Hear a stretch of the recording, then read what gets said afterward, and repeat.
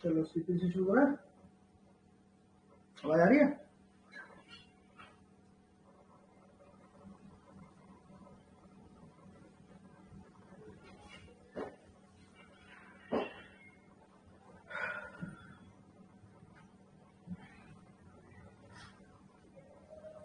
कल हमने कहाँ तक कर लिया था इसको?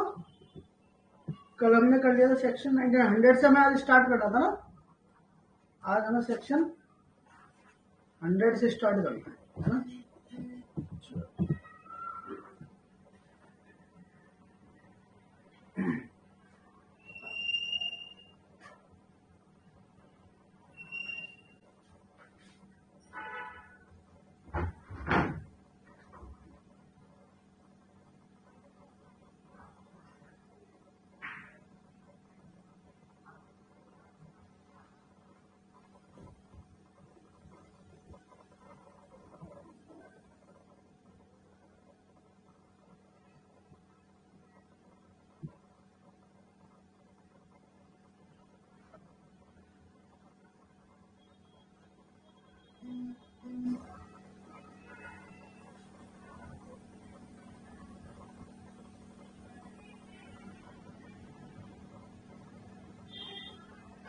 चलो शुरू करते हैं ना। देखो, अब हम अपील पढ़ रहे थे 96 से। मैंने आपको बताया था 96 इंपॉर्टेंट है, 96 का क्लॉज 2 इंपॉर्टेंट है ना। एक्स पार्टी में अपील कैसे जाएगी, तो जैसे नॉर्मल जाती है वैसी जाएगी, है ना। और कंसेंट डिक्री है तो अपील नहीं जाएगी। अगर कोर्ट ऑफ स्मॉल कॉजेज था, और कोर्ट ऑफ स्मॉल कॉजेज था और उसने 10,000 तक का मैटर कुछ था, उसे डिसाइड किया, तो उसकी अपील भी नहीं जाएगी। 97 में मैंने आपको बताया था कि अगर पार्शियल के खिलाफ आपने नहीं करा, प्रिलिमिनरी के खिलाफ नहीं किया, तो फाइनल डिक्री में आप नहीं कर सकते, है ना। ठीक है ना। फिर आपका अब आ गया सेकंड अपील। ये तो भी नॉर्मल फर्स्ट अपील होगी ना आपकी। अब सेकंड अपील आ गया 100 में। तो एक तो क्वेश्चन यही बनता है और पूछता भी है कि सेकंड अपील आखिर दी क्या है, दी कहाँ है। एक तो यही पूछता आपसे क्वेश्चन, सेकंड अपील कहाँ है, तो 100 में है।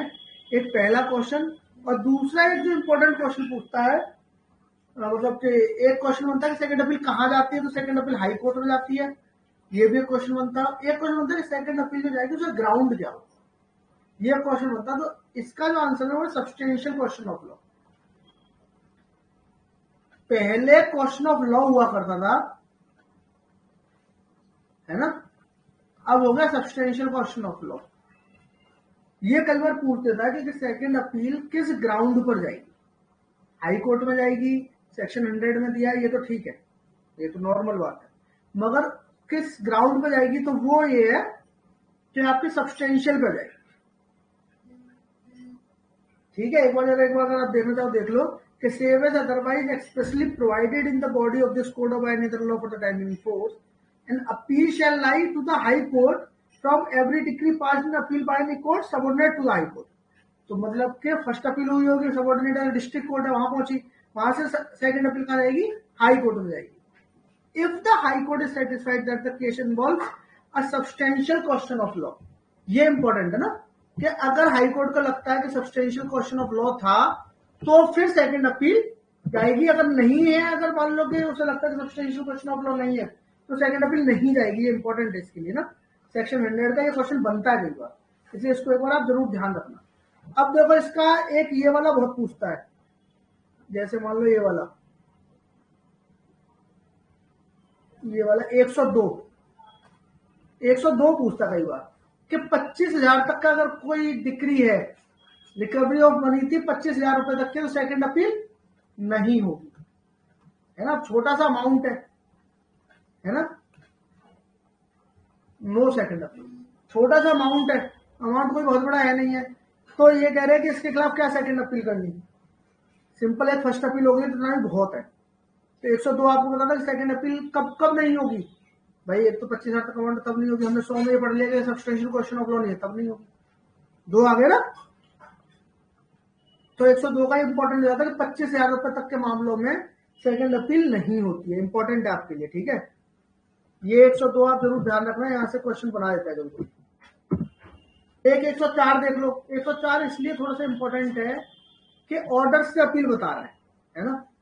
ऑर्डर से एक पूरे सूट में कई सारे ऑर्डर बीच बीच में कोर्ट पास करती रहती है, ठीक है। तो उनके खिलाफ अपील हो सकती है, किन किन मैटर में हो सकती है। तो इसमें जो है ना ज्यादा नहीं है वैसे, है ना। देखो क्या है, एक 35A है, एक 35A है, एक क्या 91-92 है, एक क्या 95 है। इतने ही दे रखे ना इस सेक्शन में 104 में। तो 104 में तो सिर्फ इतना ही दे रखे हैं, है ना। और तो कुछ है नहीं 104 में। तो ये है, तो मतलब कि मान लो कि ये पूछ लेता कभी कभी ऑर्डर से अपील कहाँ होती है, तो ये 104 में दिया। इसी के साथ अगर आप पढ़ोगे कि रेड विद, अगर इसे पढ़ लो आप 104 रेड विद ऑर्डर 43। ऑर्डर 43 में भी वो बता रखा है कि ऐसे ऑर्डर्स जिनके खिलाफ अपील हो सकती है, ठीक है। ऐसे ऑर्डर जिनके खिलाफ अपील हो सकती है। तो मोस्ट इंपॉर्टेंट तो आपको जो याद रखना है वो ये प्रोविजन याद रखना है जो 104 में दे रखा है, ऐसे ऑर्डर जिनके खिलाफ अपील हो सकती है। और ऑर्डर 34 में ऐसे ऑर्डर दे रखे हैं जिनके खिलाफ अपील हो सकती है। मगर 104 का ये भी पकड़, ये 4 है क्योंकि बहुत कम है, इसलिए आप याद रख सकते 91, 95 तक लाइन में ही आ जाते हैं भाई। 91 में क्या था, पब्लिक न्यूसेंस था। 92 में क्या था, पब्लिक चैरिटी था। 95 में क्या था कि अगर उसे मान लो अरेस्ट कर लिया या कोई ऐसा ऑर्डर इंजंक्शन बिना किसी ग्राउंड के इनसफिशिएंट ग्राउंड पर करवा लिया, तो क्या मिलेगा, 50,000 तक का जो मिल रहा था मैं आपको बता रहा था, है ना। तो वो चीज आ जाएगी, ठीक है, ठीक है। याद देख लेना। इसके नॉर्मल आपको अपील फ्रॉम मतलब जो ऑर्डर्स के अपील होती है ये याद करने की जरूरत नहीं है, इंपॉर्टेंट नहीं है। और फिर भी अगर एक नजर मारना चाहो तो जरूर मार लेना, not so important from the point of view of your exam, पर ठीक है। एक चीज देखो और क्या कह रहा है 104 में, अगर आखिरी लाइन देखो आप, कह रहा है क्लॉज 2 जो है इसका, कह रहा है कि no appeal shall lie from any order passed in appeal under this section. कह रहा है कि एक बार मान लो कि एक ऑर्डर था 95 का, कोई ऑर्डर हुआ, है ना, उसके खिलाफ आपने अपील करी, है ना। अब इसमें क्या कर सकते हो कि अब सेकंड अपील नहीं होगी, यही तो कह रहा है।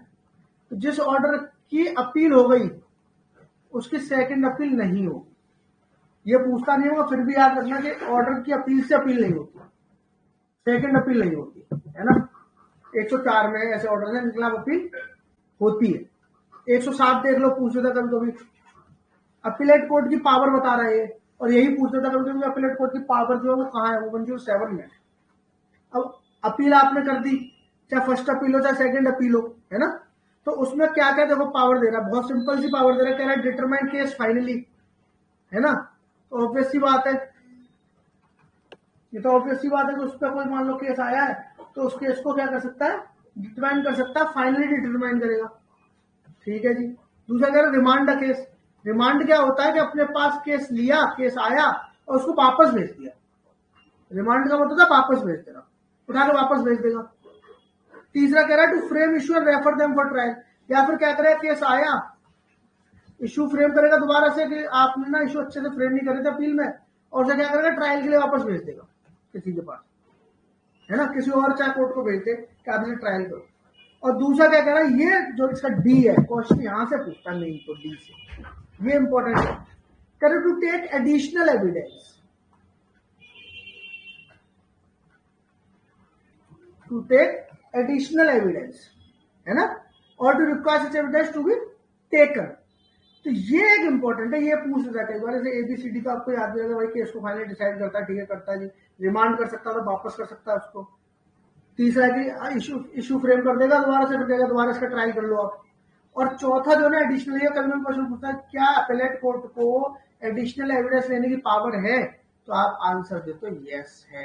प्रोविजन कहाँ है, 107 में प्रोविजन एडिशनल एविडेंस। नॉर्मली क्या होता है कि जो एविडेंस पहले आ चुके हैं उसी पे लेते हैं, अल्टील अनलेस कोई नया फैक्ट ना आ जाए। अपीलो मान लो कोई नया फैक्ट आ रहा है तो वो एडिशनल एविडेंस भी ले सकता है 107 में, ठीक है। 109 जैसे बता रहा है कि सुप्रीम कोर्ट में अपील कब जाएगी। अभी तक तो हाई कोर्ट जा रही थी, सेकंड अपील 100 में थी, सुप्रीम कोर्ट में कब जाएगी, है ना।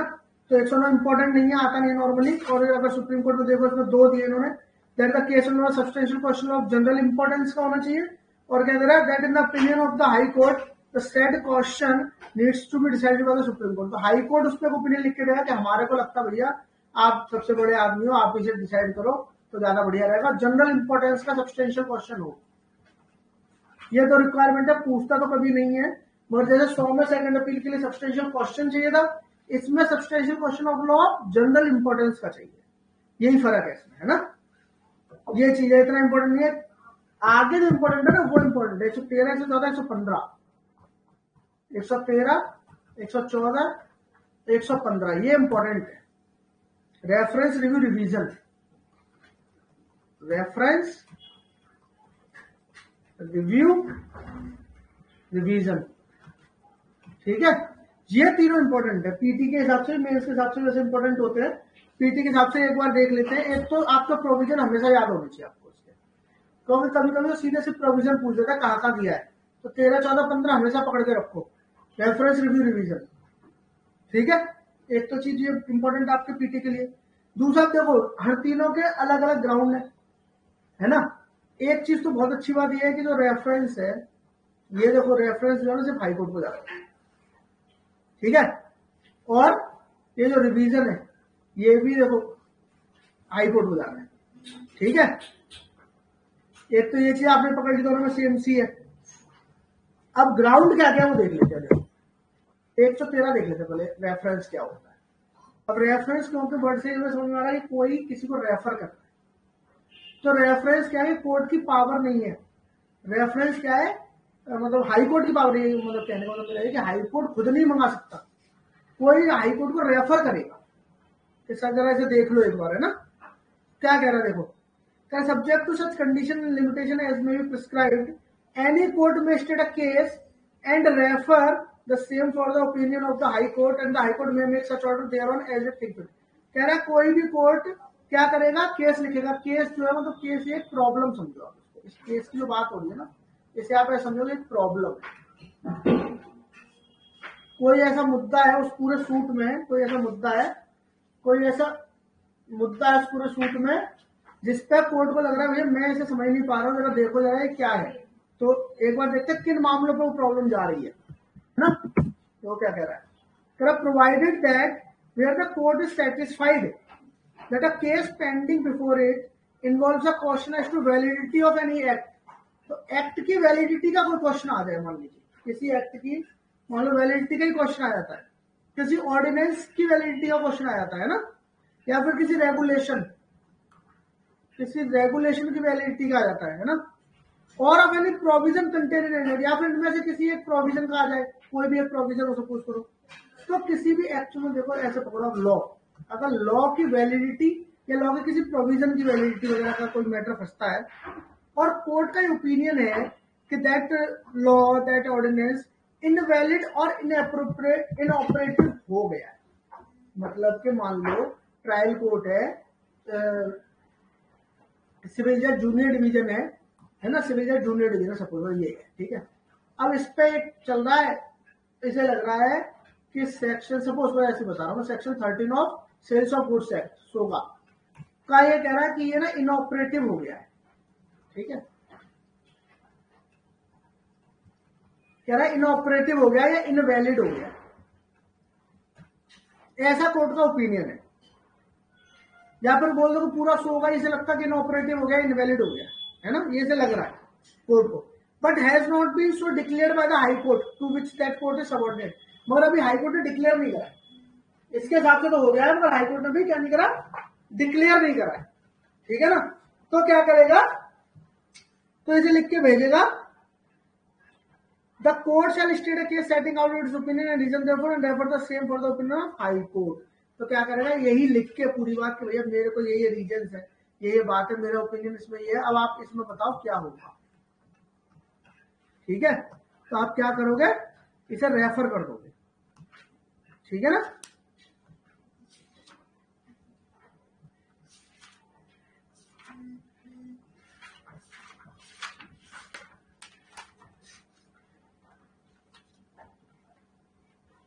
और इसका ना एक रेफरेंस का आप देख लो एक बार, रेफरेंस का ऑर्डर है 46, रेफरेंस का ऑर्डर है 46।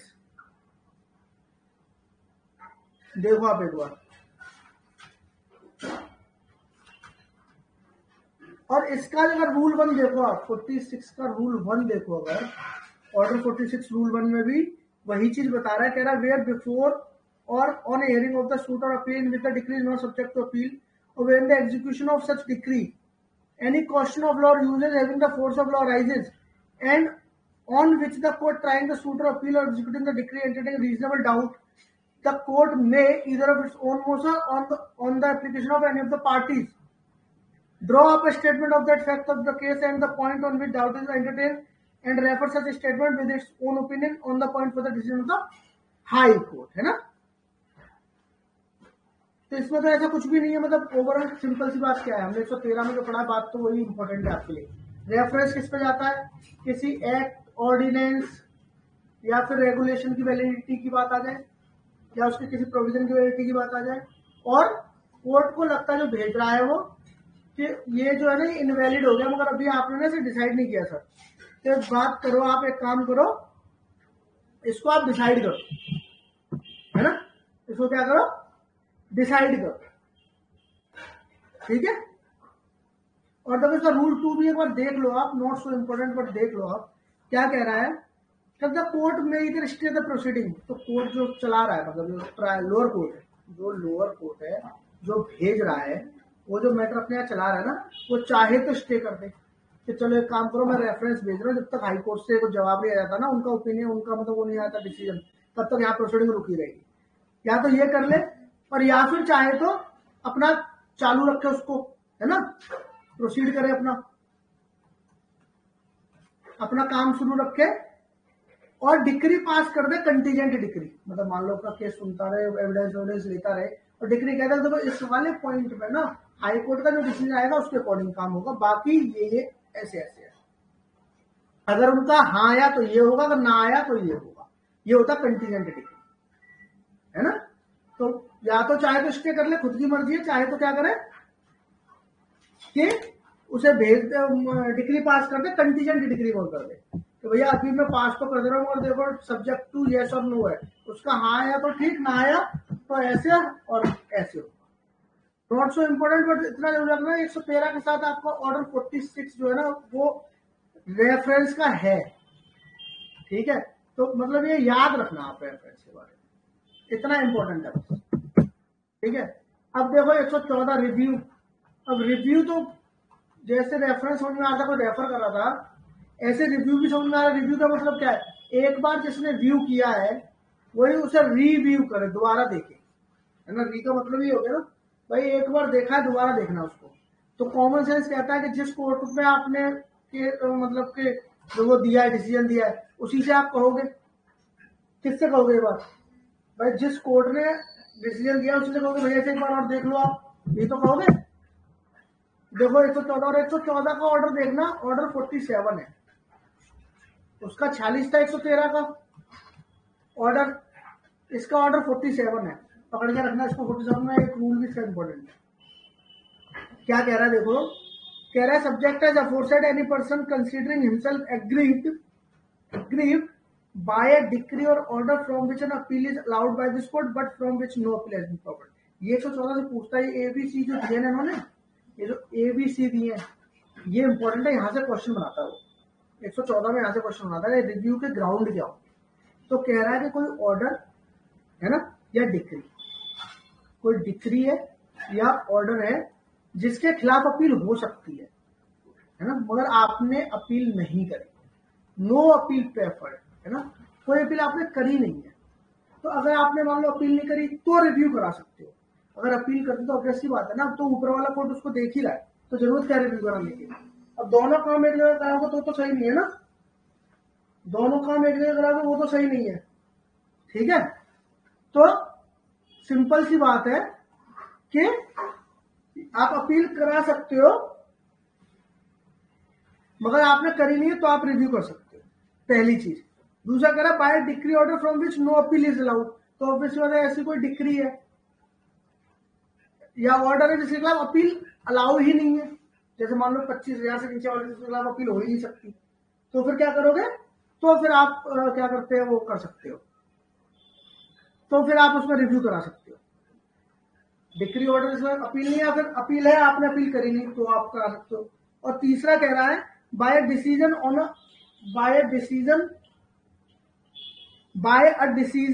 On a reference from a court of small causes. तो मान लीजिए कि कोर्ट ऑफ स्मॉल कॉजेज है, इसने किसी 113 वाला रेफरेंस किया सपोज करो, और रेफरेंस के इस पे आंसर आ गया, उसके अकॉर्डिंग इसने कोई डिसीजन ले लिया, तो फिर आप रिव्यू नहीं कर सकते। ठीक है, रेफरेंस पे जो कोर्ट ऑफ स्मॉल कॉजेज ने वो दिया है उस पर नहीं करा सकते, ठीक है ना, बात समझ में आ रही है।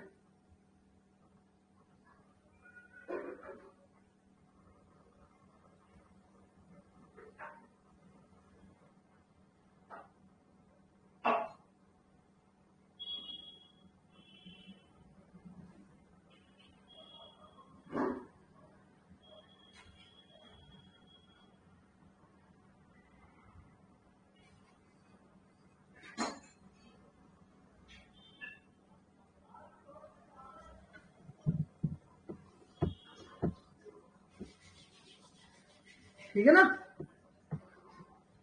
क्या नहीं कर सकते, अगर कोर्ट ऑफ स्मॉल कॉजेज ने कोई मान लीजिए कि रेफरेंस में भेजा, हाई कोर्ट में भेजेगा, तो ऑब्वियस सी बात है ना, रेफरेंस तो 113 में हाई कोर्ट में हो रहा है, और रेफरेंस का डिसीजन उसके पास आया, उसके अकॉर्डिंग उसने अपनी डिग्री कर दी, उसमें आप रिव्यू नहीं कर सकते, क्योंकि मेरे को बताओ कोई बात थी, कोई पॉइंट था, उस पर उस बेचारे ने रेफरेंस कर लिया, और फिर आप बोलो रिव्यू करो। अरे भैया स्मॉल कॉलेज बहुत छोटा बोर्ड है, और एक बार हाई कोर्ट ने उसे कुछ समझा दिया, कुछ बता दिया, तो अब नहीं आप करा सकते हो, समझ रहे हो। ये 114 में 3 ग्राउंड है।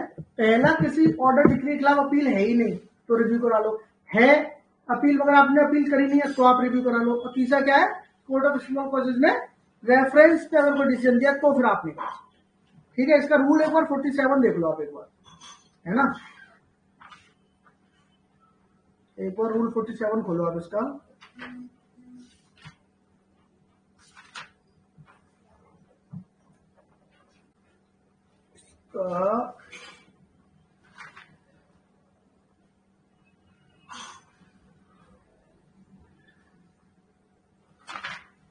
इसमें इंपॉर्टेंट जो है ना आपके लिए, इसमें इंपॉर्टेंट क्या है वो देखते हैं एक बार। Any person considering himself aggrieved decree, ठीक है, वो सेम है।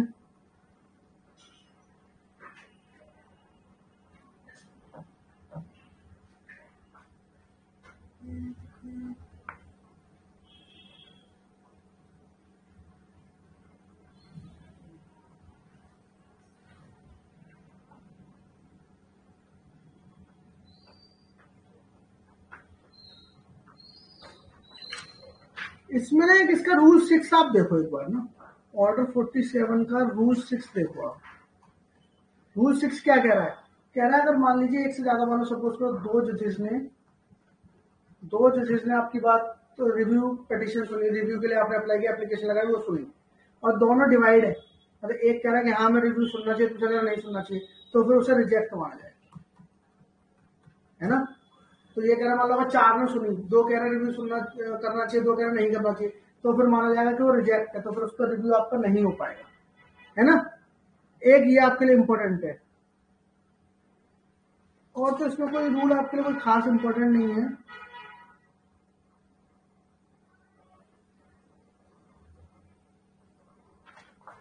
और तो कोई इसमें खास है, एक चीज और रिव्यू में चलती है, इसमें तो नहीं लिखी है, लिमिटेशन एक्ट से आपको बता रहा हूँ कि रिव्यू की जो वो है ना, कितने दिनों में रिव्यू की एप्लीकेशन लगानी पड़ती है, 30 डेज में लगानी पड़ती है। रिव्यू की जो आपको एप्लीकेशन लगानी पड़ती है ना, वो आपको 30 दिन के लगानी पड़ती है। कभी पूछ लेता है कि रिव्यू की एप्लीकेशन कितने दिन में लगेगी, आज डिसीजन दिया 30 दिन के अंदर आपको रिव्यू, ये इंपॉर्टेंट है, पूछ लेता है कभी कभी। इसका रिवीजन का भी 3 दिन का ही होता है, और रिवीजन का भी 30 डेज का ही होता है, दोनों का, रिव्यू का रिवीजन का दोनों का 30 डेज है। याद रखिएगा इसको, है ना। रिव्यू में ग्राउंड पूछेगा आपसे, 114 में ये पूछेगा, 30 दिन में करते ये पूछ लेता है आपसे। ग्राउंड बहुत ज्यादा इंपॉर्टेंट है, और इक्वल लेकर डिवाइड है तो मान लो कि रिजेक्ट है आपकी रिव्यू। 115 कोई ऑर्डर नहीं है 115 का। रिवीजन, रिवीजन पता क्या है, मान लो कि आप जुडिक्शन नहीं था आपको, आपने एक्सरसाइज कर लिया, जुडिक्शन था मगर आपने बहुत ही मतलब कि उसका क्या किया है, आपने इलीगल एक्सरसाइज किया उसका, है ना, ऐसा कुछ हो जाएगा। जुडिक्शन था आपको, आपने उसका यूज नहीं करा, एक्सरसाइज नहीं किया, ऐसे में क्या होता है, ऐसे कोई रेगुलेटरीज वगैरह है तो उसे क्या करता है हाई कोर्ट अपने पास बुला के सही कर देता है। सही इन द सेंस कि भाई अपने पास बुला लेगा कि हाँ जी बताओ जी आपको जुडिक्शन था, आपने क्यों नहीं करा, या ये नहीं था आपने कैसे करा, है ना। तो अच्छा, एक बहुत इंपॉर्टेंट चीज क्या है, रिवीजन ना हमेशा ऑर्डर्स का होता है। रिवीजन होता है ऑर्डर्स का, सूट का कभी रिवीजन नहीं होता। सूट तो पूरा होगा तो सूट की तो अपील ही होगी। रिवीजन एक सूट के बीच में प्रोसीडिंग चल रही है, उसमें बहुत सारे ऑर्डर्स जो होते हैं उनका रिवीजन होता है। मगर एक बात और इम्पोर्टेंट देख लो, ऑर्डर्स का होता, मैंने बता दिया कि भाई रिवीजन होता है ऑर्डर का, मगर एक होता है इंटरलोकेटरी, एक होते हैं इंटरलोकेटरी ऑर्डर, इनका नहीं रिवीजन हो सकता। इंटरलोकेटरी ऑर्डर ऐसे होता है जो मतलब के मेरिट पे जो इफेक्ट नहीं करते, है ना, जो मेरिट पे इफेक्ट नहीं करते। केस की जो मेरिट है ना उसको जो ऑर्डर से इफेक्ट नहीं करता उसे इंटरलोकेटरी ऑर्डर बोलते हैं। और कभी कभी 115 पूछ देता है कि क्या इंटरलोकेटरी ऑर्डर के खिलाफ रिवीजन हो सकती है, तो इसका आंसर होता है कि इंटरलोकेटरी ऑर्डर के खिलाफ रिवीजन नहीं हो सकती। एक इंपॉर्टेंट है रिवीजन का क्वेश्चन ना। नॉर्मली जो बीच में ऑर्डर होता है बहुत सारे उसके खिलाफ तो हो सकती है, मगर इंटरलोकेटरी ऐसे ऑर्डर जिनका मेरिट पे कोई इफेक्ट ज्यादा नहीं पड़ता, जो मेरिट को नहीं बदलते हैं, वो ऑर्डर होता है या नहीं होता तब भी मेरिट को कोई फर्क नहीं पड़ता, तो फिर उनके खिलाफ अपील भी सॉरी रिवीजन भी नहीं हो सकता। एक बार देख लेते हैं। देखो कह रहा था हाई कोर्ट 115 में कह रहा है कि high court may call for the record of any case. तो जिस केस की बात कर रहा है पूरे सूट की बात नहीं कर रहा, ये ऑर्डर की बात कर रहा है, तो उसके अंदर ऑर्डर होगा which has been decided by any subordinate to such high court and which no appeal lies. और ऐसा ऑर्डर जिसके खिलाफ अपील लाइज नहीं करती, है ना, जिसके खिलाफ अपील लाई नहीं करती, ये इंपॉर्टेंट पॉइंट है ना। ऐसे ऑर्डर जिनके खिलाफ अपील लाई नहीं करती उनके खिलाफ ही रिवीजन होता है। ये भी तो हाईकोर्ट ही जा रहा है ना, अगर अपील लाई है तो फिर हाईकोर्ट रिवीजन में क्यों बुलाएगा, कहेगा छोड़ो ना अपील में आ जाना, देख लेंगे, ठीक है। And if such subordinate court appears, क्या आप इसमें एबीसी 3 दे दिए, जैसे 14 रिव्यू में भी 3 ग्राम दिए थे ना, ऐसे इसने दे दिए ए बी सी। कह रहा है to have exercised a jurisdiction not vested in it by law. तो ऐसा जुडिक्शन एक्सरसाइज कर दिया जो उसमें था ही नहीं, तो जुडिक्शन नहीं था उसको एक्सरसाइज कर लिया। दूसरा to have failed to exercise jurisdiction to vested, तो मतलब कि जुडिक्शन था आपने उसे यूज नहीं किया, फेल हो गए। और तीसरा to have acted in the exercise of its jurisdiction illegally और विद मटेरियल इरेगुलरिटी, और आपने अपने जुडिक्शन को एक्सरसाइज किया मगर बहुत ही मटेरियल इरेगुलरिटी थी या फिर इलीगली आपने उसको किया, तो हाई कोर्ट में make such order in the case as it think, तो हाई कोर्ट उसमें कर सकता है ना। इंपॉर्टेंट क्या है, जिस ऑर्डर के खिलाफ अपील नहीं होती उस ऑर्डर, जिस ऑर्डर के खिलाफ अपील होती है उस ऑर्डर के खिलाफ रिवीजन होता है, ये इंपॉर्टेंट है ना। अब देखो इसका क्लॉज 2 देखो क्या कह रहा है, कह रहा था high court shall not under this section vary or reverse any decree order against which an appeal lies either to the high court or to any other court subordinate to. तो बात तो सही है, जहां पर अपील लाई कर रही है उसको हाई कोर्ट क्या है अपने उसमें नहीं बदलेगा। क्या कह रहा था, high court shall not vary or reverse any decree or order against which an appeal lies either to the high court or any court subordinate thereto. तो ठीक है, मैं समझ में आ रहा है। और तीसरा देखो, तीसरा जो कह रहा है ये बहुत इंपॉर्टेंट है इसका ना, 115 का तीसरा बहुत इंपॉर्टेंट है आपको पीटी पर्पज से। क्लॉज 3 कह रहा है a revision shall not operate as a stay of suit. तो क्या होता है, तो मान लो रिवीजन में आप चले भी गए ना किसी पॉइंट को लेके, किसी ऑर्डर को लेके, इसका मतलब नहीं है कि मैटर रुक जाएगा, वो मैटर नहीं रुकेगा। है ना। Stay of suit of the proceeding before the court except where such suit of the proceeding stayed by the high court. तो अगर कोर्ट खुद उसे स्टे कर दे, हाई कोर्ट बोल, हाई कोर्ट क्या करे, ठीक है तो मैं इस पर नहीं बोलता, तुम्हारा कुछ काम मत करना, तो ठीक है, वरना स्टे नहीं होगा, स्टे नहीं होगा। ये इंपॉर्टेंट है, पूछ देता है कि अगर मान लीजिए किसी ऑर्डर का रिवीजन हो रहा है तो क्या सूट स्टे हो जाएगा, तो आंसर होगा नो। ऑर्डर का रिवीजन हो रहा है तो सूट स्टे नहीं होगा, है ना। ये रिवीजन में आप ध्यान रखना, इंपॉर्टेंट क्वेश्चन है कि ऑटोमेटिक सूट स्टे नहीं होता है। अगर हाई कोर्ट कर दो तो ठीक है, ऑटोमेटिक स्टे नहीं होता है, ठीक है। और उन्हीं के खिलाफ रिवीजन होती है जिनके खिलाफ अपील नहीं होती है। ग्राउंड क्या क्या है, जुडिक्शन था, यूज नहीं करा, नहीं था, यूज कर लिया, और यूज करा जो था मटेरियल रेगुलेटरी कर दिया, तो रिवीजन में जाएंगे, ठीक है। इसके बाद आगे बढ़े, 122 देख लो एक बार, कह रहा है power of certain high court to make rule. High court ना रूल बना सकता है, हाई कोर्ट जो ऑर्डर्स में रूल वगैरह दिए हुए हैं तो उनको रूल में अमेंडमेंट कर सकता है, चेंज कर सकता है, हाई कोर्ट कर सकता है। 122 में दिया है, याद रखना। और 123 में दिया है रूल कमेटी।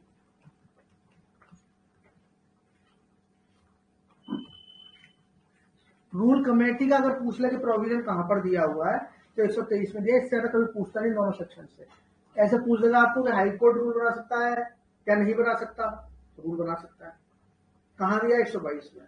रूल कमेटी का प्रोविजन कहां है, 123 में। तो ये दो सेक्शन आप बस इतना ही याद रखो, काफी, इससे ज्यादा कभी पूछता नहीं, ठीक है। इसके बाद आप आ जाओ मिसलिनियस पार्ट में, सेक्शन 132 से। तो ये ऐसे छोटे छोटे सेक्शन है ना जहां से कभी कभी क्वेश्चन बनता है। अब देखो जैसे इसमें 132 है, आपका थोड़ा सा इंपॉर्टेंट है। क्या कह रहा है, कह रहा है women who according to the custom and manner of the country ought not to be compelled to appear in public shall be exempt from personal appearance in court। अब मान लीजिए कि कोई महिला है जो पर्दे में रहती है, उसका कस्टम ऐसा बोलता है, उसके ऐसी प्रथा है, मान लीजिए कि वो बाहर के लोगों के सामने नहीं जाती, पब्लिक में नहीं जाती। अगर ऐसी प्रथा है तो 132 कह रहा है कि उसको पर्सनल अपीयरेंस से एग्जम्पशन है, उसको छूट है ना। उसको क्या है, पर्सनल अपीयरेंस से क्या है, छूट है, कोर्ट में आने की उसको जरूरत नहीं है। मगर यह है कि प्रथा होनी चाहिए, ऐसी कस्टम वगैरह कुछ ऐसा होना चाहिए जहां उसको मतलब कि पब्लिक वब्लिक में नहीं आना है ना। तो कभी कभी पूछ देता है पर्सनल अपीयरेंस में छूट महिला को कहां मिली हुई है, तो प्रोविजन पूछ देता है, 132 में मिली हुई है। इसमें इन सबको एग्जम्पशन है तो अलग अलग, 132 महिला को दे दी, 133 में अगर आप देखो तो बड़े बड़े लोगों को दिया, इसमें भी एग्जम्पशन है। इसमें देखो प्रेसिडेंट भी है, वाइस प्रेसिडेंट भी है, स्पीकर भी है, मिनिस्टर भी है, जजेस भी हैं, गवर्नर, हाई कोर्ट के जजेस सब आ गए ना इसमें। तो ये भी एक इंपॉर्टेंट है। एक आप देखोगे इसमें 135 जो हमारे लिए मतलब जजेस के लिए जो है 135, ये भी इंपॉर्टेंट है। 132 में महिला, 133 में भैया जितने नेता नगरी वाला मामला है वो, 133 में नेता नगरी वाला मामला है वो,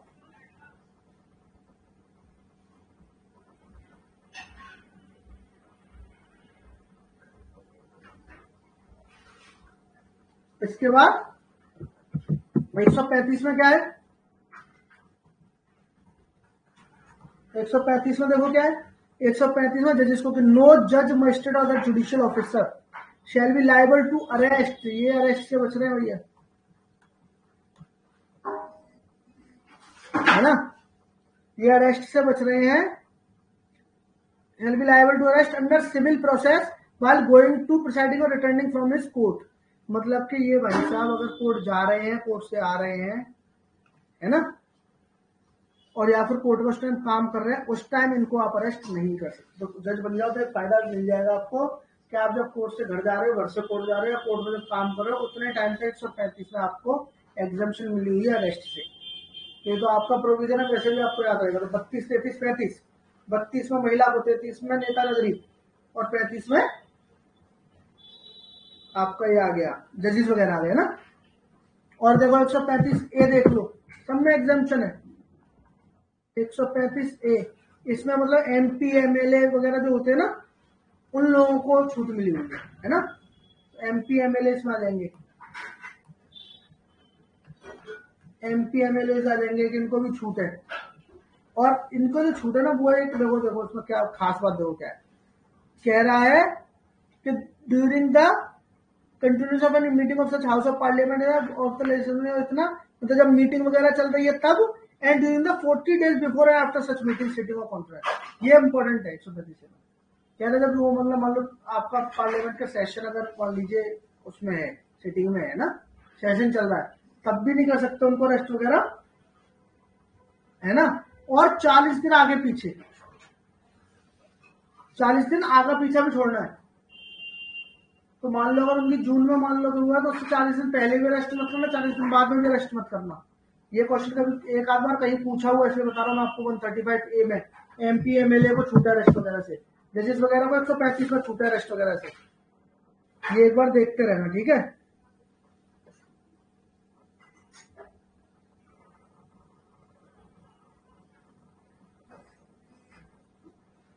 और इसमें इंपॉर्टेंट आपके लिए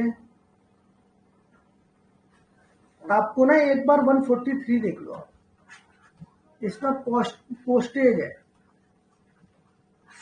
मुझे याद है कहीं पर स्टेज में ना एक किसी स्टेट में ना यही पूछा था कि पोस्टेज किस प्रोविजन में दी हुई है, कहाँ दी हुई। तो इसे थोड़ा सा देख लो, इंपॉर्टेंट इतनी नहीं है, मगर पोस्टेज है कहाँ पे 143 में, मत सफिशिएंट, इससे ज्यादा पढ़ने की आपको जरूरत है ना। 144 इंपॉर्टेंट है, रेस्टिट्यूशन।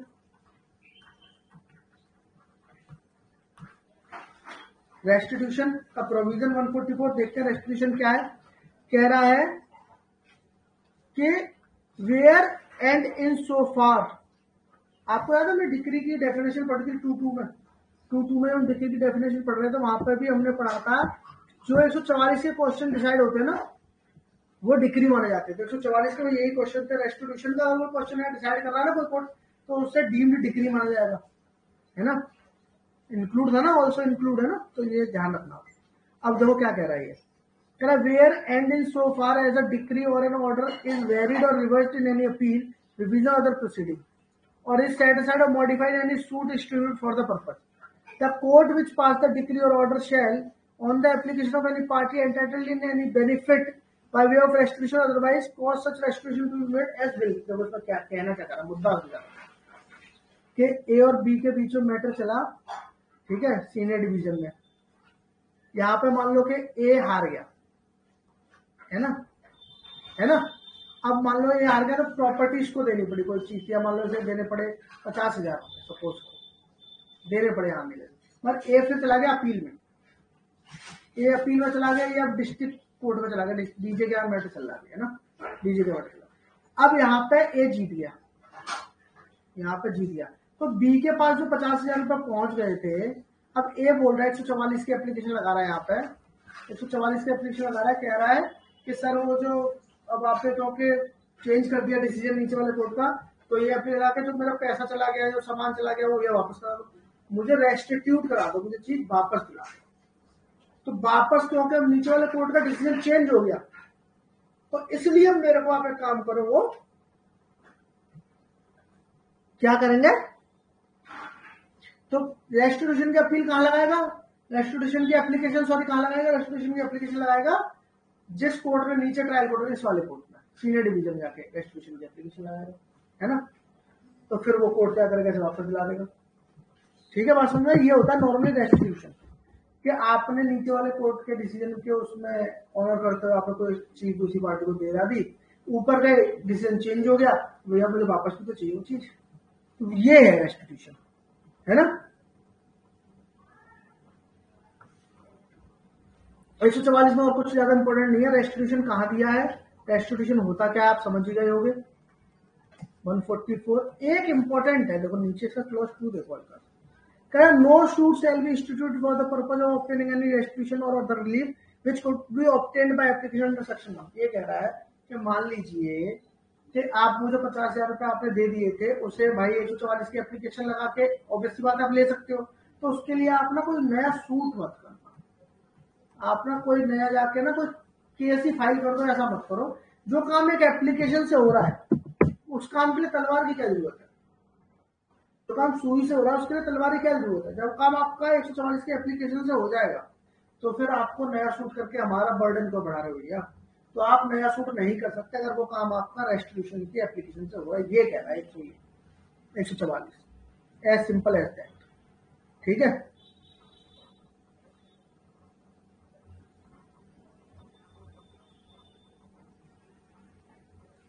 इसके बाद देखो आप तो 148A देखो, आपका मोस्ट इंपोर्टेंट क्वेश्चन है कैविएट।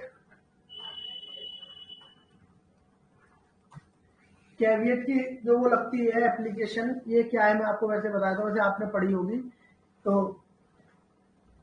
इसकी एप्लीकेशन का मतलब, कैविएट की एप्लीकेशन का मतलब क्या होता है? इसमें ये होता है कि मान लो आपको भी एंटीसिपेशन है ना, आपको ऐसा पूर्वानुमान है, ऐसी आशंका है आपको कि आपके खिलाफ ना कोई वो क्या बोलते हैं, कोई सूट फाइल हो सकता है ना, आपको ऐसा लग रहा है कोई कर देगा, और आपके बिना सुने डिसाइड ना हो जाए, इससे बचने के लिए आप क्या करते हो, किसी कोर्ट में जाके इसमें कैविएट की एप्लीकेशन लगाते हो कि सर मेरे खिलाफ अगर कोई भी मैटर आए तो प्लीज आप मुझे जरूर सुनना, मुझे सुने बिना कोई डिसाइड मत। ऐसा ना हो कि मेरे सुना बिना ही मान लो कि पता लगा कि ऐसा सुनने में आया है कि ए बी पे केस करने वाला प्रॉपर्टी के लिए, और आप उसमें सपोज करो बेनिफिशियरी हो, या आपको समझ को आपका चार्ज क्रिएटेड था उस प्रॉपर्टी में, आपको कुछ पैसा मिलता है वहां से, प्रॉपर्टी आपकी नहीं है, प्रॉपर्टी और बी के बीच में जो मैटर है, पर आपको उनको कुछ बेनिफिट मिलता है।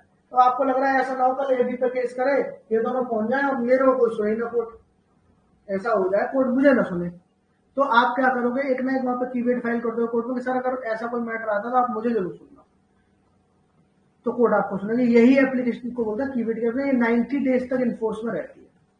जिस कोर्ट में आप लगाते हो 90 दिन चलती है, 90 दिन बाद अगर 90 दिन निकल जाए तो आपको दोबारा फाइल करनी पड़ती है।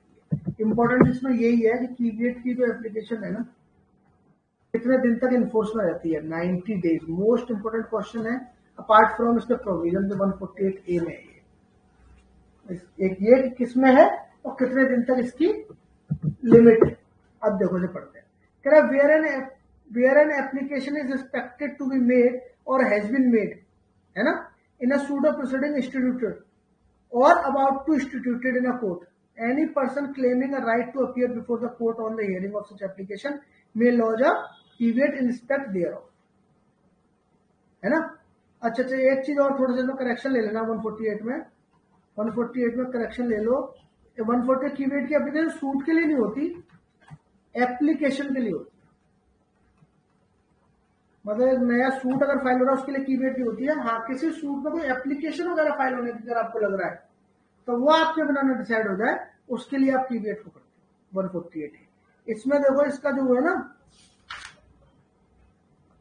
इसका क्लॉज 5 देखो जो आपके लिए मोस्ट इंपोर्टेंट है पीटी में, मोस्ट इंपोर्टेंट है पीटी में क्लॉज 5 से जो क्वेश्चन बनाता है 100 में से 99 बार से यही बनाता है। Where a caveat has been lodged such caveat shall not remain in force after the expiry of 90 days.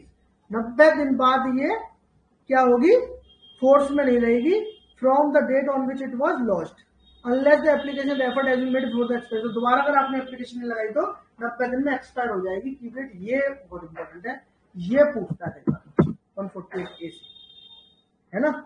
151 inherent power, ये तो मुझे पढ़ाने की कोई खास जरूरत नहीं है, पीटी से क्वेश्चन यहाँ से नहीं पूछता है, इतना आपको भी पता होगा कि 151 बहुत सुनते हो आप इनहेरेंट पावर। पीटी में यहाँ से क्वेश्चन नहीं बनाता, मेंस का बनता है, तो इसके लिए आपके लिए इंपॉर्टेंट नहीं है 151, ठीक है ना। इसके बाद आप देखो 152 देखो, आप 152 देखो, कह रहा है कि अगर कोई क्लरिकल अर्थमेटिक मिस्टेक हो जाए जजमेंट डिक्री या कहीं भी, है ना, कोई एक्सीडेंटल स्लिप हो गई, ओमिशन की वजह से कोई हो जाए, तो may at any time be corrected by the court either of its own motion or on the application of any of the parties. तो याद रखना कि अगर कोई क्लरिकल मिस्टेक है या फिर अर्थमेटिक जोड़ घटा में हो गई है ना,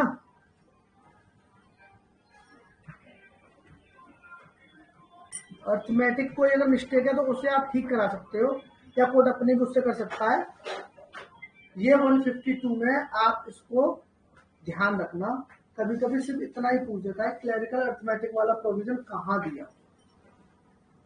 ठीक है, तो मान लो कि कोई डिक्री विक्री हो गई, आपको दिख रहा है सर इसमें जो ऑर्डर किया था वो तो 10 लाख की बात होती है, इसमें तो इन्होंने एक जीरो कम लिखा है, 10,000 ही हो गए, तो सर 1 लाख ही रह गए तो 10 लाख की जगह, तो आप उसके लिए एप्लीकेशन लगता है, कोर्ट को खुद समझना है, कोर्ट उसे ठीक कर देगा। 152 क्लरिकल अर्थमेटिक मिस्टेक की बात कर रहा है। 153 कह रहा है जनरल पावर ऑफ अमेंड। देखो आपके लिए इसमें क्या है,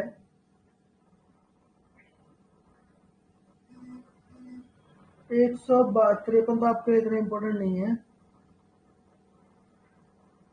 153 ए भी नहीं,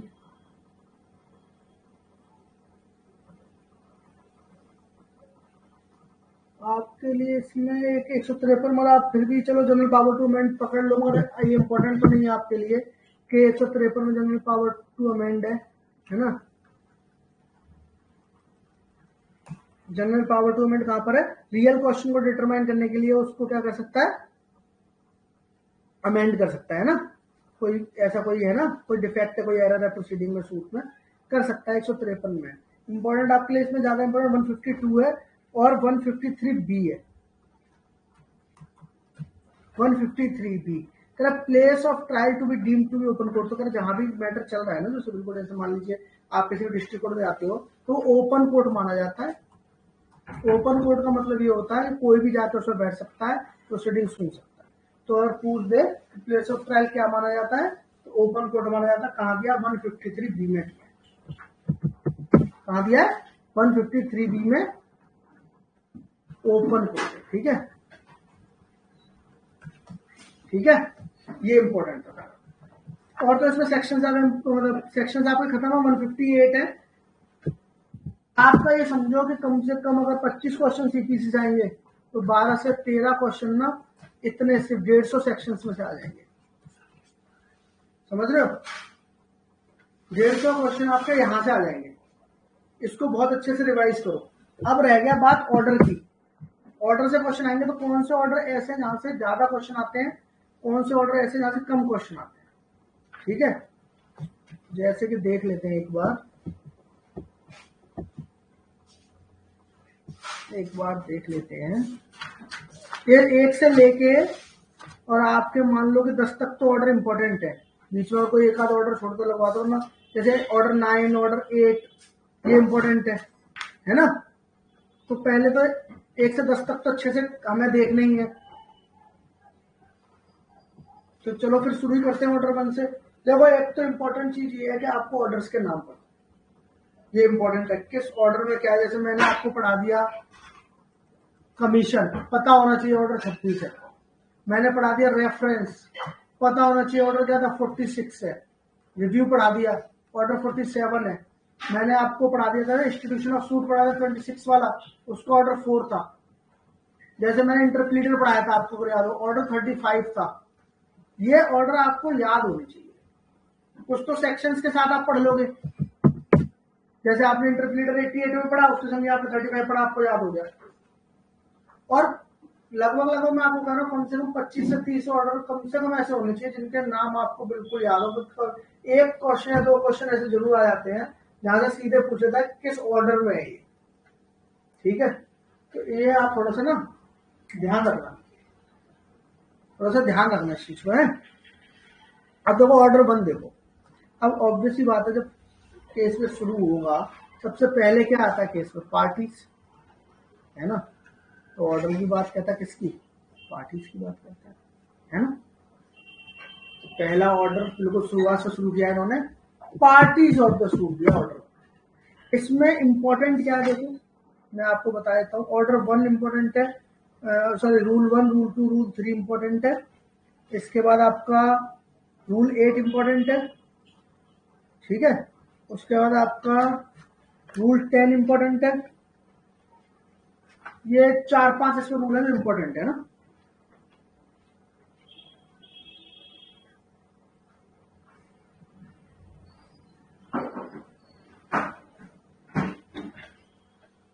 देखो इसका रूल 1 क्या कह रहा है। अब क्योंकि हमें पता पार्टीज की बात हो रही है, कह रहा है who may be joined as plaintiff. जैसे हम सीआरपीसी पढ़ रहे थे ना, ज्वाइंट ट्रायल होता है बेचारों का, एक्यूज वगैरह का 223 में, ऐसे यहाँ पे क्या हो रहा है, प्लेंटिफ क्या हो रहे हैं, ज्वाइन हो सकते हैं एक केस में। वैसे तो भाई एक प्लेंटिफ होता है नॉर्मली, एक डिफेंडेंट होता है। हमारा इसमें क्या होगा, डिफेंडेंट एक होगा और प्लेंटिफ कई सारे होंगे, मगर उसके लिए क्या क्या वो है इंपॉर्टेंट, मतलब क्या कंडीशंस हैं जिनके बिहाफ पे प्लेंटिफ को भी ज्वाइन किया जा सकता है। तो देखो क्या कहता है कि all person may be joined in one suit as plaintiff where, हो सकते हैं अगर जहां पर any right to relief in respect of or arising out of the same act or transaction or series of act or transaction is alleged to exist in such person whether jointly, severally or in alternative।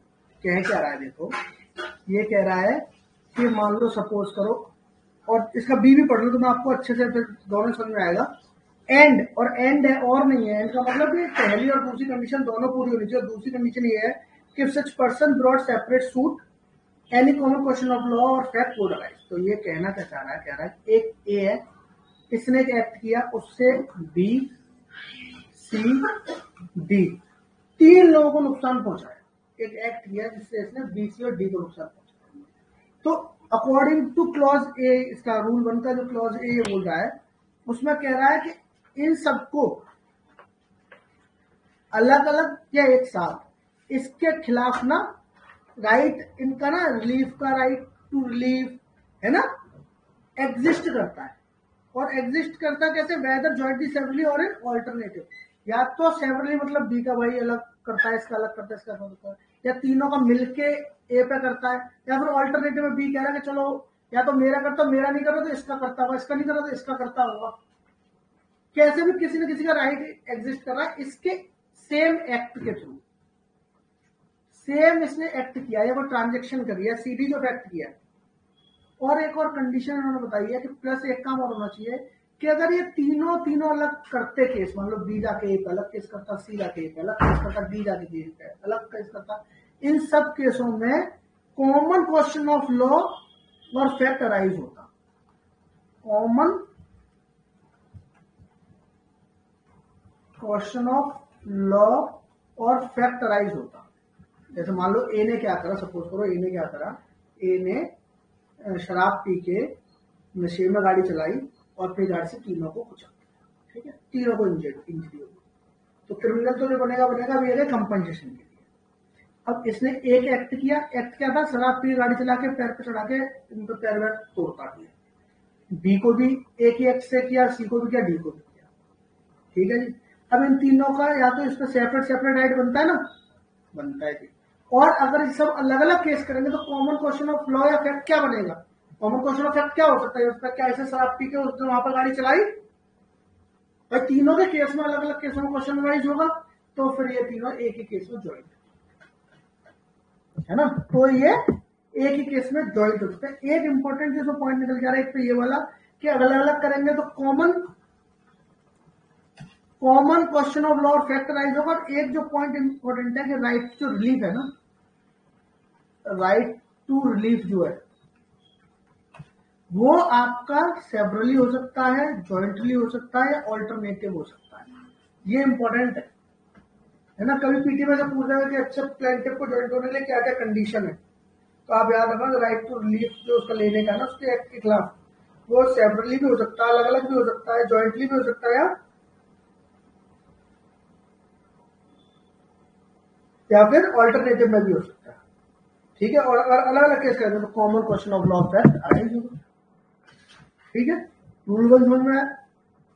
Rule 2 तो बहुत simple बात कह रहा है अगर court को ये लगा कि प्लेंटिफ को अगर इन सबको जोड़ दिया जाए, रूल 2 कह रहा है कि ये लगा कि इन सबको अगर जोड़ दिया जाए तो ये क्या करेंगे, मैटर को डिले करेंगे या एम्बेरस करेंगे, है ना।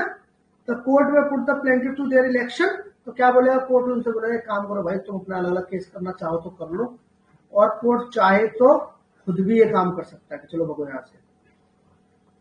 देखो क्या कह रहा है, the court may put the plaintiff to their election, तो कोर्ट कहेगा कि तुम आपस में डिसाइड कर लो भाई कौन रुकना चाहता, कौन जाना चाहता, मैं नहीं तुम्हें झेल पा रहा हूँ, और ऑर्डर सेपरेट ट्रायल्स, और यहाँ पर क्या करेगा, सेपरेट ट्रायल का ऑर्डर कर देगा। अच्छा तुम इलेक्ट नहीं कर रहे अपने आप, तो मैं ऑर्डर कर दूंगा सेपरेट ट्रायल का और मेक सच अदर ऑर्डर। तो इसमें क्या कह रहा है कि अगर एक साथ में कोई दिक्कत आ रही है, कोई प्रॉब्लम आ रही है, तो कोर्ट उन्हें अलग अलग भी कर सकता है। बहुत सिंपल।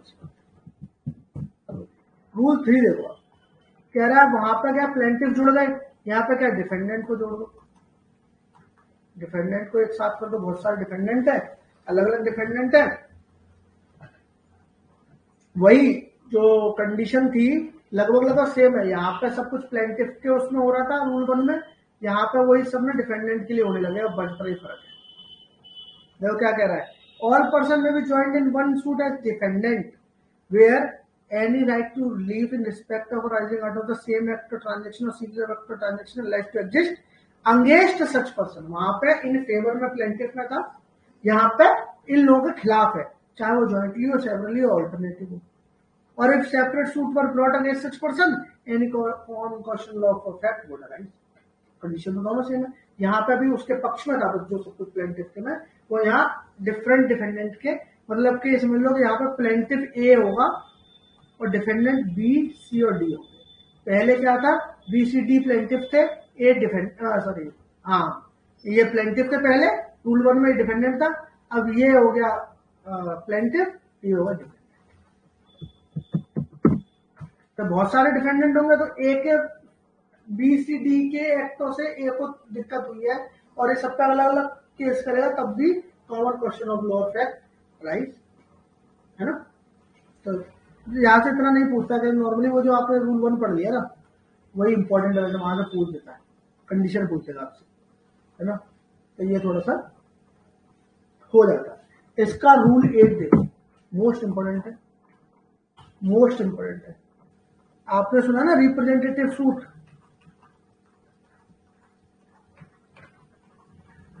आपने सुना रिप्रेजेंटेटिव सूट, ये रूल 8 में, ऑर्डर 1 रूल 8 याद कर लो।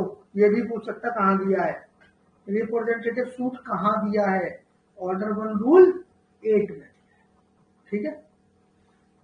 तो अब देखते हैं इसमें है क्या। देखो कह रहा है कि where there are numerous person, बहुत सारे पर्सन है, having the same interest in one suit, most important word है सेम इंटरेस्ट,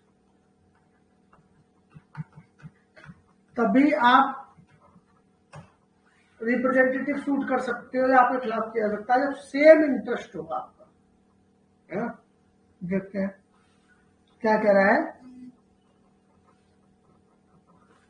कह रहा है ए, one or more of such person may with the permission of the court sue or be sued or may defend such suit on behalf of or for the benefit of all person so interested. तो कह रहा है कि मान लीजिए suppose करो 1 2 3 4 5 और 500 इतने लोग, ठीक है, और इन सब का मान लीजिए सेम इंटरेस्ट है, इंटरेस्ट सेम है, ठीक है, ठीक है।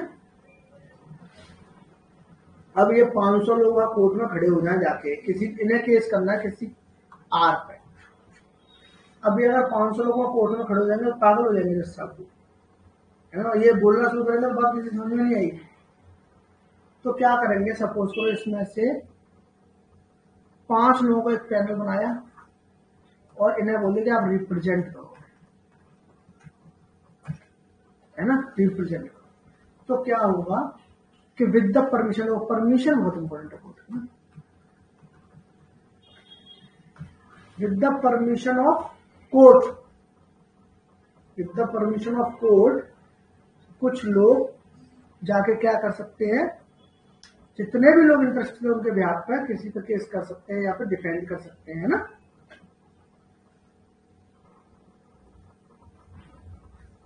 ये तो कॉमन सेंस की बात है। रिप्रेजेंटेटिव सूट का मतलब भी समझ में आ गया होगा आपको, भाई इतने लोग करें क्या ये बेचारे।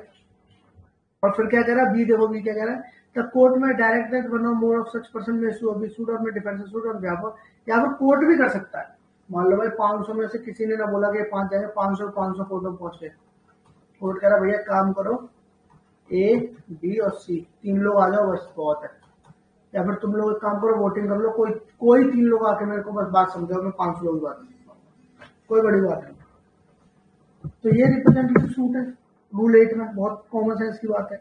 31 में क्या कह रहा है देखो, the court shall in every case where a permission or direction is given at the plaintiff expense give notice to the of the institution of the suit to all persons who are interested either by personal service or by reasonable number of person or any other cause. Such service is not reasonably practicable by public advertisement.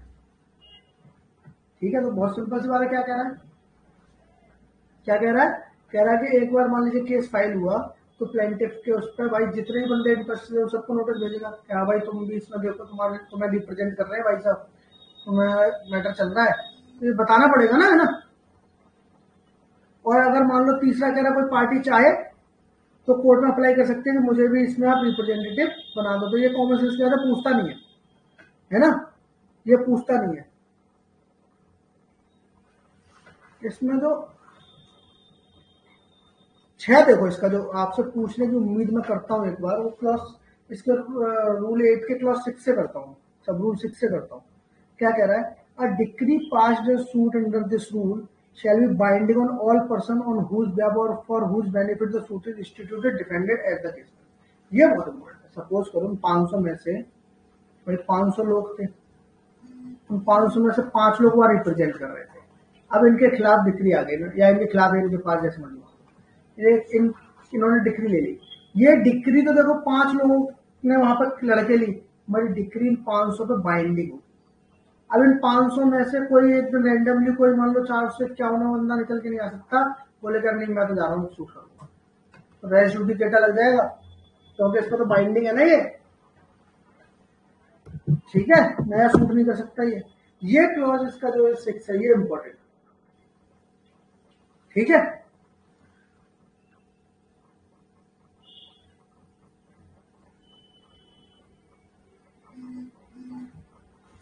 उसके बाद आप देख लो इसका rule 10, इसके बाद आप इसका देख लो रूल 10। रूल 10 क्या कह रहा है, देखो क्या कह रहा है रूल 10।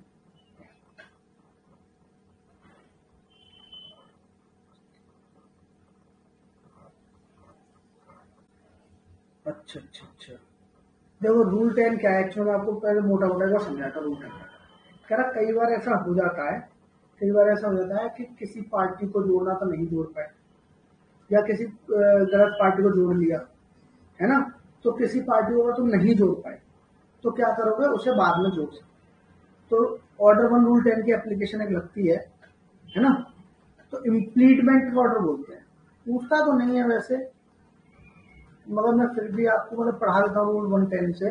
इम्प्लीटमेंट का एक ऑर्डर होता है कि इसे आप इसे जोड़ लीजिए, ऐड कर लीजिए अगर पार्टी, तो वो इम्प्लीट कर लेता है। या फिर किसी को निकालना है तो स्ट्राइक आउट कर दीजिए, रूल 110 की ऐसे बोलते हैं ना, 110 की एप्लीकेशन लगाई, 110 की एप्लीकेशन लगाई कोर्ट में, तो 110 की एप्लीकेशन होती है, तो मान लो कि ये पार्टी भाई ऐड करो, इसे ऐड करो, ये तो बहुत बड़ी नेसेसरी पार्टी थी। या फिर मान लीजिए कोई पार्टी ऐड कर ली, तो क्यों कर ली, है ना, तो इसके लिए क्या है 110 की एप्लीकेशन लगती है। या फिर मतलब मान लीजिए सूट गलत नाम से आपने फाइल कर दिया, तो नाम ठीक करा सकते हो आप उसमें ना, तो पहला जो है वो इंपॉर्टेंट नहीं है। और इसका where a suit has been instituted in the name of a wrong person as plaintiff, or where it is doubtful whether it has been instituted in the name of the right plaintiff, अगर ये हो कि गलत नाम से हो जाए, the court may at any stage of the suit if satisfied that the suit has been instituted through a bona fide mistake and that is necessary for the determination of real matter in dispute, so to do order any other person to substitute or added as a plaintiff। तो ठीक है, ऐसा कर सकते हैं, उसका नाम मैं मान लीजिए गलत नाम से हो गई है, चेंज कर सकते हैं, है ना, ये पीटी मार्क तो पूछता भी नहीं है।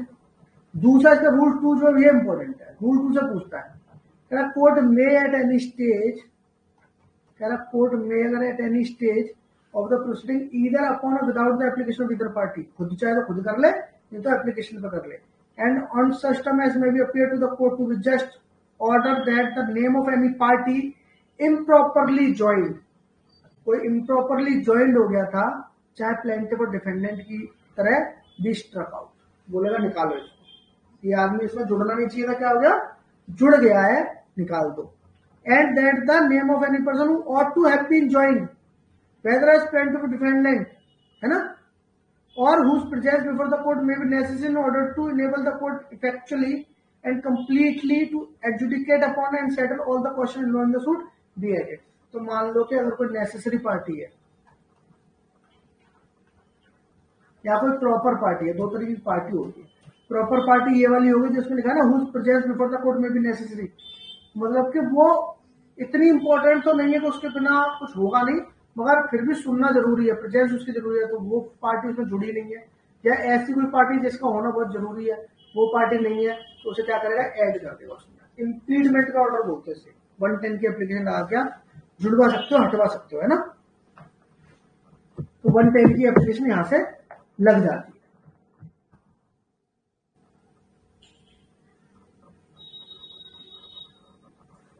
और इसमें आपके लिए इंपॉर्टेंट, इस ऑर्डर में आपके लिए ज्यादा कुछ इंपॉर्टेंट है नहीं है, बस 110 की एप्लीकेशन में इम्प्लीडमेंट ऑर्डर और स्ट्राइक आउट का ऑर्डर यहाँ से होता है। आपने रिप्रेजेंटेटिव यहाँ से पूछ देता है, 1 से पूछ देता है रिप्रेजेंटेटिव का, बाइंडिंग होता है, याद रखना। ज्वाइंटली प्लेंटिव कहाँ जुड़ते हैं, रूल 1 है ना, ऑर्डर 1 रूल 1। डिफेंडेंट कहाँ जुड़ते हैं, ऑर्डर 1 रूल 3, ये याद रखना है ना।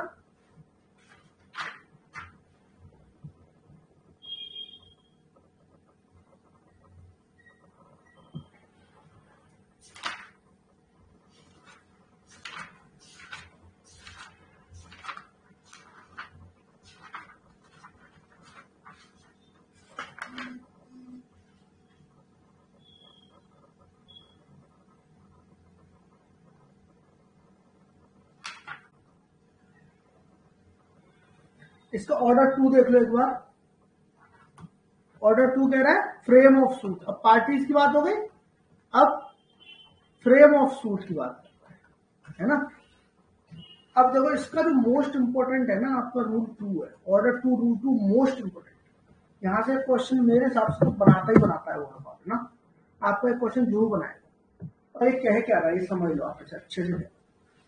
पहले जनरल डिक्लेरेशन रूल 2 में कर रहा है, कह रहा है suit to include the whole claim. कह रहा है every suit shall include the whole of the claim which the plaintiff is entitled to make in respect of the cause of action, but the plaintiff may relinquish any portion of his claim in order to bring the suit within the jurisdiction of any court. Suppose करो ये rule 2 की general declaration ये कह रही है, कह रहा suppose करो आपका ना एक प्रॉपर्टी का मुद्दा है और आपको प्रॉपर्टी 2 करोड़ की या 3 करोड़ की है, ठीक है, 3 करोड़ की प्रॉपर्टी है। तो आप पहला ही कह रहा है कि आप अपना होल क्लेम को उसमें इंक्लूड कीजिए ना।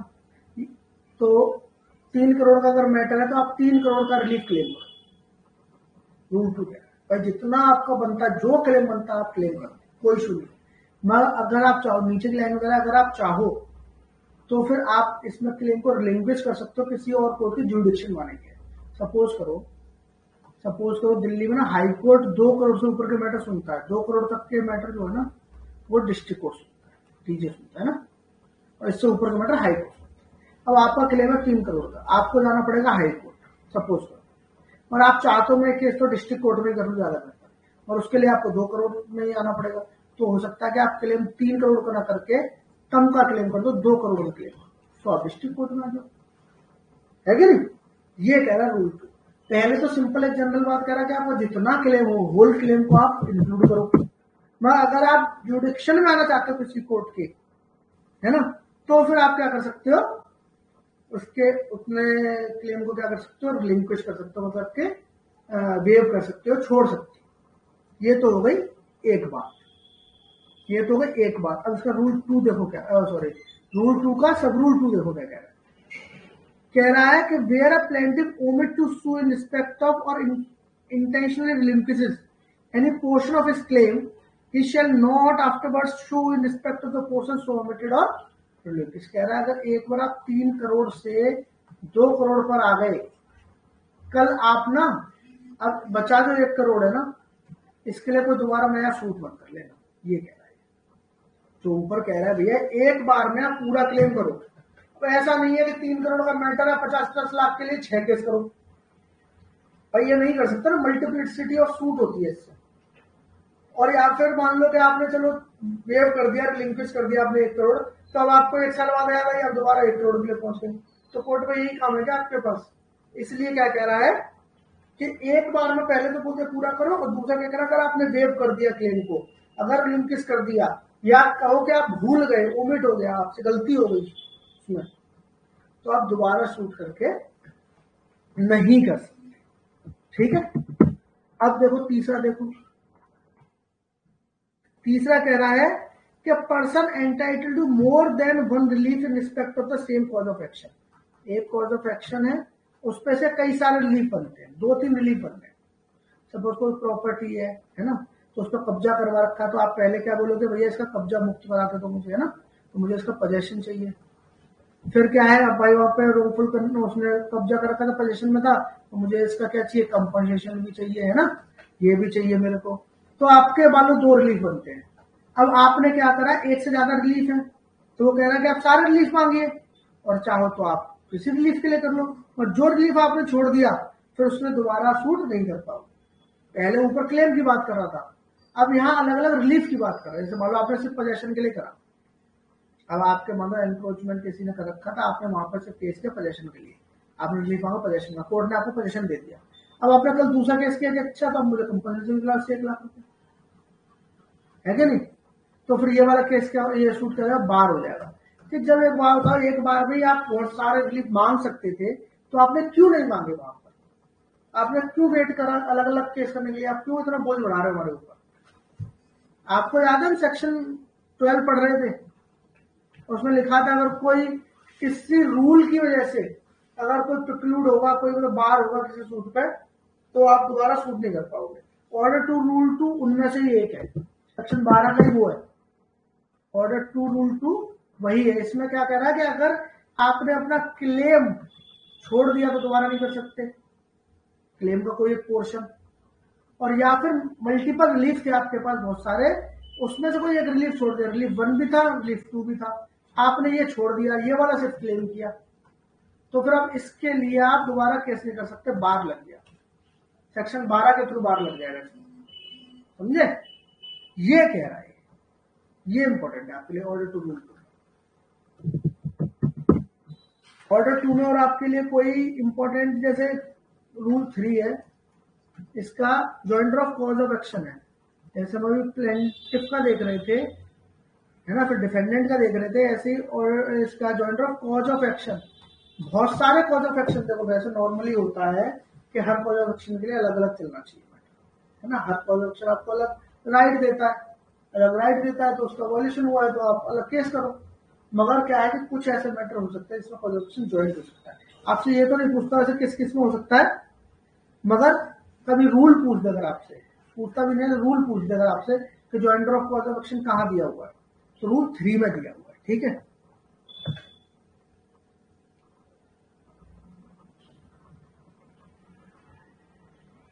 और इसमें इस वाले में कुछ भी नहीं है सर।